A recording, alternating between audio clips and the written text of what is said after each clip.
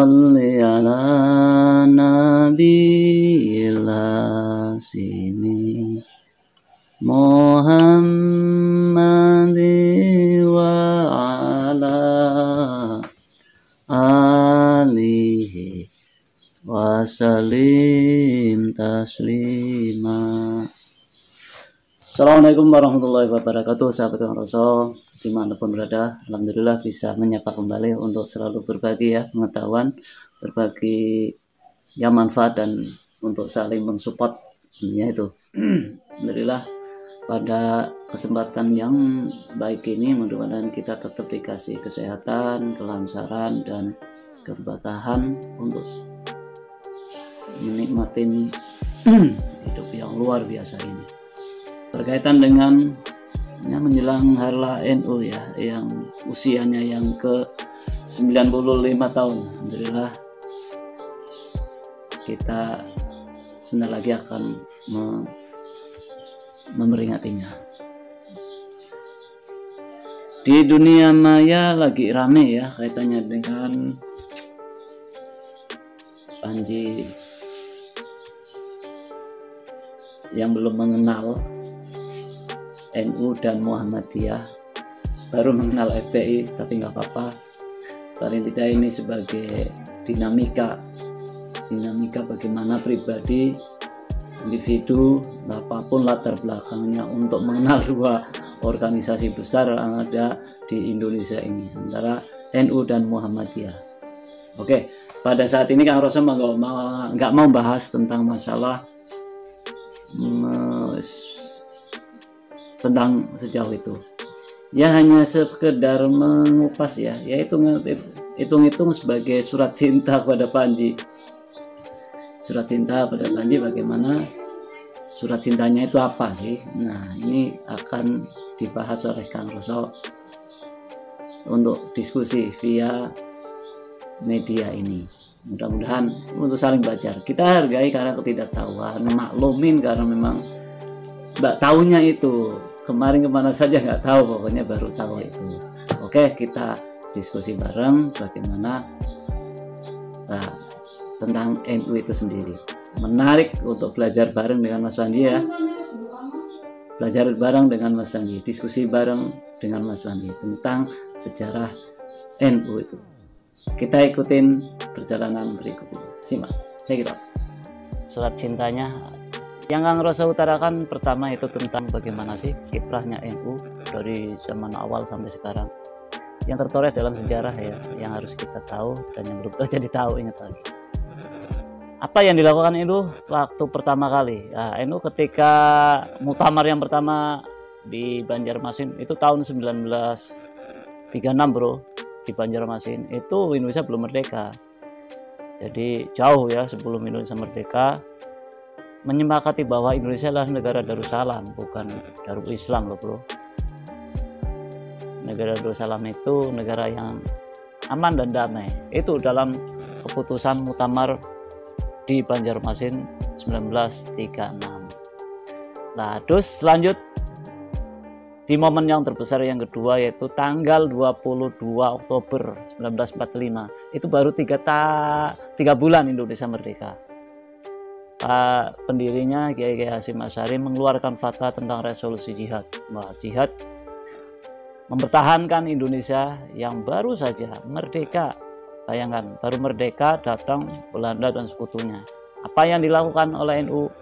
Jadi mengeluarkan resolusi jihad. Siapapun warga Indonesia, apapun sukunya, agamanya, punya kewajiban untuk mempertahankan negara Indonesia, itu wajib hukumnya bro.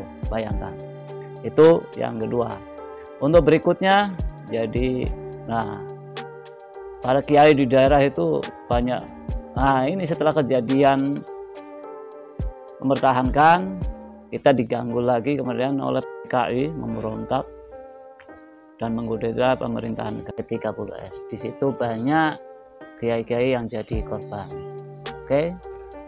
Momentum berikutnya di awal 80-an. Nah, Orde Baru merencanakan Pancasila sebagai asas tunggal negara.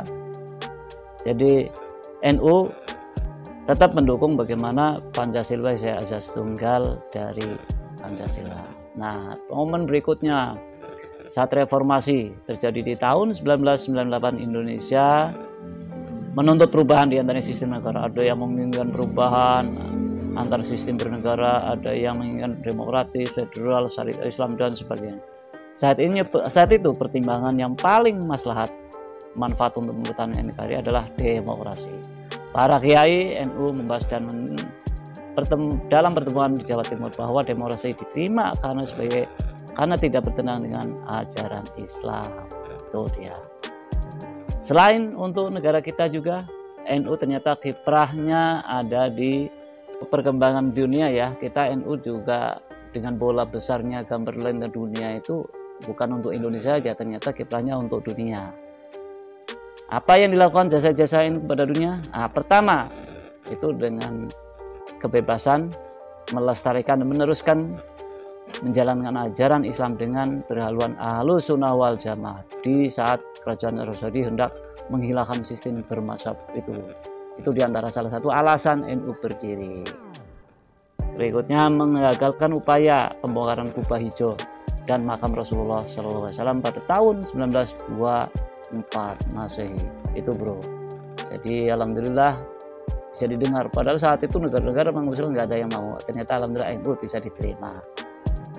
Nah, momen yang paling nggak kalah serunya saat ini, NU terus mempromosikan ke dunia Islam dengan konsep Islam rahmatan lil alamin, yang telah membentuk jati diri seorang Muslim yang jami, rahmat dan rahmat untuk semuanya. Peran aktif NU dalam perdamaian dunia terus diikhtiarkan. Gus Dur juga dulu mencanangkan perdamaian dunia, dilanjutkan dengan kadar-kadar berikutnya sebagaimana Kiai Yahya Khalil Stakuf menebarkan Islam yang rahmah.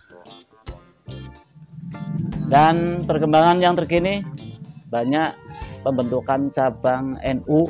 Cabangnya bukan hanya di Indonesia saja ya bro ya, artinya di dunia pun ada. Yang unik itu bahwa pengurus NU yang asli sana juga ada. Contoh yang sudah baru yaitu Korea ada pengurus yang asli sana, Malaysia juga sama, terus Afghanistan yang pertama juga ada. Oke, paling garis besarnya gitu aja ya bro ya. Ya kita saling mengingatkan kembali untuk saling menyapa sebagai surat cinta.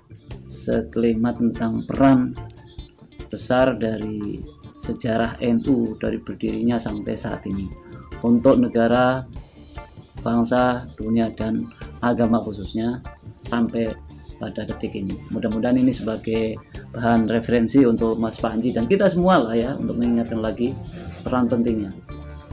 Demikian, mudah-mudahan bisa bermanfaat dan kita untuk saling menyapa bersilaturahim di mana pun.